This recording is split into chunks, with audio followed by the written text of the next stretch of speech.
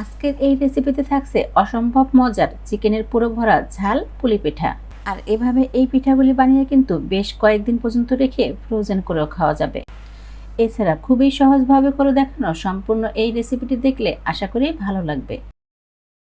এরপর এই তো আজকের এই রেসিপিটি করার জন্য একটি মিক্সিং বলে প্রথমেই নিচ্ছি ময়দা। তবে হাতের কাছে যদি ময়দা না থাকে সেক্ষেত্রে আটা দিয়েও কিন্তু এই পিঠাগুলি বানিয়ে নেওয়া যাবে। আর পিঠাগুলি বানানোর জন্য এখানে কিন্তু আমি ময়দা নিচ্ছি এই তো 3.5 কাপ পরিমাণ। এখন দিব লবণ। আর আমি যে পরিমাণ ময়দা নিয়েছি তার জন্য লবণ দিচ্ছি হাফ চা চামচ পরিমাণ। এরপর এর সাথে আরও দেব প্রায় 3 টেবিল চামচ পরিমাণ রান্নার তেল। আর পিঠাগুলি খাস্তা হওয়ার জন্য কিন্তু তেলের পরিমাণটা একটু বেশি দিতে হবে। তেলটা দেওয়ার পর এখন এই সব কিছু একসাথে ভালো করে মিশিয়ে নেব। আর এটা মেশাতে মেশাতে আমার কাছে তেলের পরিমাণটা একটু কম মনে হচ্ছে, তাই আরও কিছুটা পরিমাণ তেল দিতে হবে। এই তো এখানে আরও 1 টেবিল চামচের থেকেও কিছুটা বেশি তেল নিয়েছি। এবার এই তেলটাও মিশিয়ে নেব। আর এভাবে এই ময়দা আর তেলটা কিন্তু খুব ভালো করে ঘষে ঘষেই ময়াম দিতে হবে। এতে করে কিন্তু ময়দা আর তেলটা খুব ভালোভাবে মিশে যাবে। আর এভাবে এই কাজটি কিন্তু একটু সময় নিয়েই করে নিতে হবে। এরপর ময়ামটা ঠিকঠাকভাবে হয়েছে কিনা সেটা বোঝার জন্য এভাবে কিছুটা পরিমাণ ময়দা হাতে নিয়ে এরপর চাপ দিতে হবে। এই তো যদি এটার সাথে সাথে ভেঙে না যায়, একই রকম থাকে, তাহলেই ধরে নিতে হবে ময়ামটা পারফেক্ট হয়েছে। এরপর আবারও এটা হাত দিয়ে হালকা চাপ দিলেই কিন্তু সাথে সাথেই ভেঙে যাবে।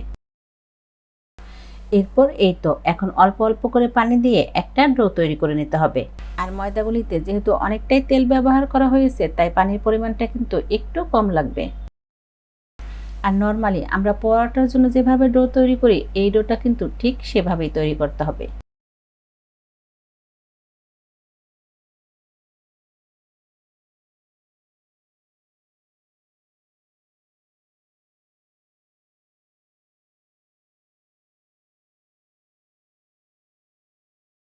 এরপর কিছুক্ষণ সময় নিয়ে কিন্তু এই ডোটা আমি খুব ভালো করে মুথে নিয়েছি।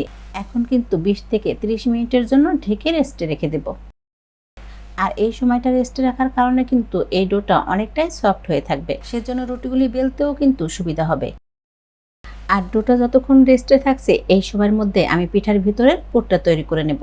তার জন্য প্যানে প্রথমেই দিলাম প্রায় 3 টেবিল চামচ পরিমাণ সয়াবিন তেল। এরপর তেলটা হালকা গরম হলে এতে দিয়েছি একটি তেজপাতা, 2 টুকরো দারুচিনি আর 2টি এলাচ। আর এলাচ 2টি কিন্তু আমি ভালো করে মুখ ফাটিয়ে দিয়েছি যাতে করে সুঘ্রাণটা বের হতে পারে।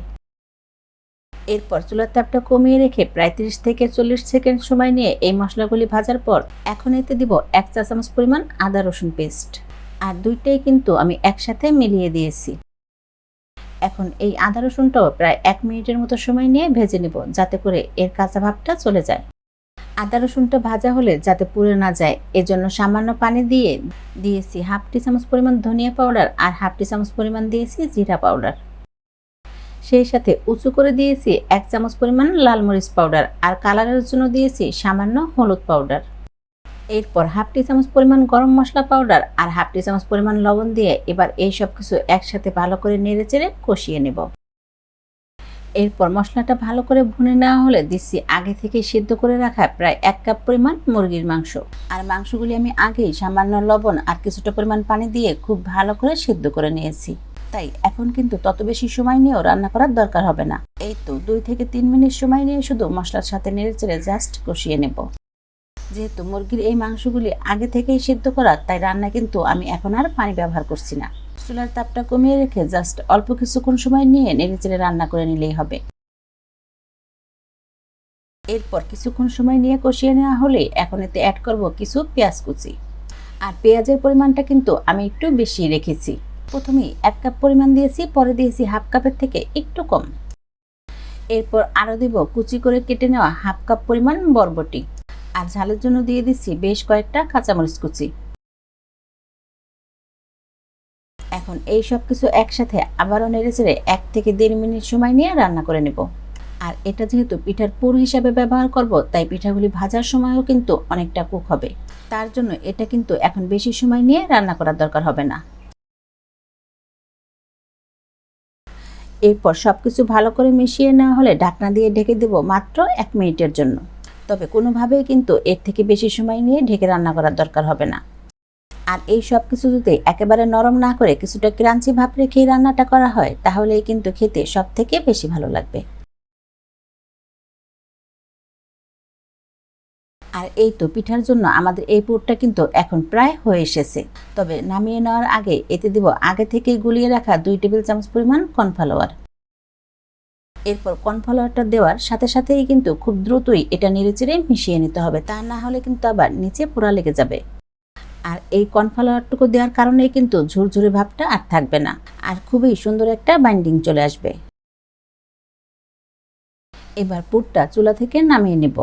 আর নামানোর সাথে সাথেই প্যান থেকে পুরটা অন্য আরেকটা বাটিতে ঢেলে নিতে হবে, যাতে করে প্যানের যে গরম তাতেও যেন এটা ওভারকুক না হয়ে যায়। আর এই সময়টার মধ্যে আগে যে ডোটা রেস্টে রেখেছিলাম সেটা কিন্তু অনেকটাই সফট হয়ে এসেছে।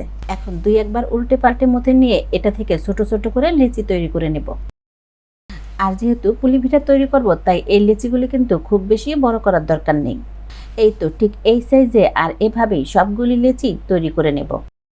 আর এভাবে সবগুলি লিচি আগে তৈরি করে রাখলে কিন্তু রুটিগুলি বেলে নিতেও সুবিধা হবে। এরপর এখান থেকে একটা করে লিচি নিয়ে রুটি বেলে নিব, আর বাকিগুলি কিন্তু ঢেকেই রাখতে হবে, তা না হলে কিন্তু উপরটা ড্রাই হয়ে যাবে। এরপর রুটিটা বেলা হলে আগে যে পুরটা রেডি করে রেখেছি সেখান থেকে বেশ কিছুটা পুর নিয়ে নেব। আর আমি পিঠাগুলিতে পুরের পরিমাণটা একটু বেশি দিচ্ছি, কারণ পিঠাগুলিতে যদি পুরের পরিমাণটা কম হয় সেক্ষেত্রে ভিতরটা কিন্তু ফাঁকা থেকে যাবে। তবে পিঠার যে সাইজ সেটা যদি ছোট অথবা বড় হয় সে আন্দাজে দিয়ে নিলেই হবে। এখন এই রুটিটার 2টা সাইড এক জায়গায় করে হালকা হাতে চেপে ভালো করে মুখটা বন্ধ করে নেব। আর এটা কিন্তু একটু ভালো করে চেপে বন্ধ করতে হবে, তা না হলে কিন্তু ভাজার সময় খুলে যাবে। এরপর ভালো করে বন্ধ করে নেওয়া হলে এখন যে কোনো একটা পাশ থেকে ধরে এই তো এভাবে সাইড দিয়ে ডিজাইন করে নেব। আর এটা করা কিন্তু খুবই ইজি, একবার শুরু করলে যে কেউ করতে পারবে।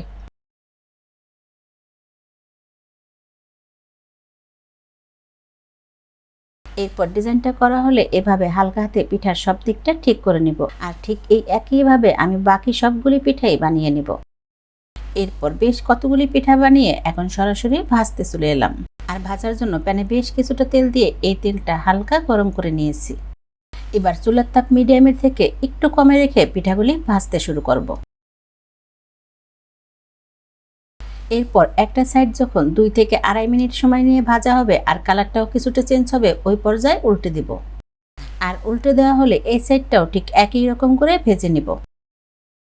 এরপর পছন্দ মতো কালার করে ভাজা হলে এখন সবগুলি পিঠাই ভালো করে তেল ঝরিয়ে তুলে নেব। আর ঠিক এই একইভাবে আমি আরও এক ব্যাচ পিঠা ভেজে নেব। আশা করব খুবই মজাদার ঝাল এই পুলি পিঠার রেসিপিটি একবার হলেও ট্রাই করে দেখবেন। আর আমি কিন্তু এখানে কিছু পিঠা ভেজে নিয়েছি আর কিছু পিঠা ফ্রোজেন করে রেখেছি।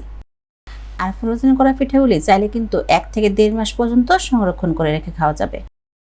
তাহলে আজকের এই ঝাল পুলি পিঠার রেসিপিটি এখানেই শেষ করছি। সবাই অনেক বেশি ভালো থাকেন, সুস্থ থাকেন। আল্লাহ হাফেজ।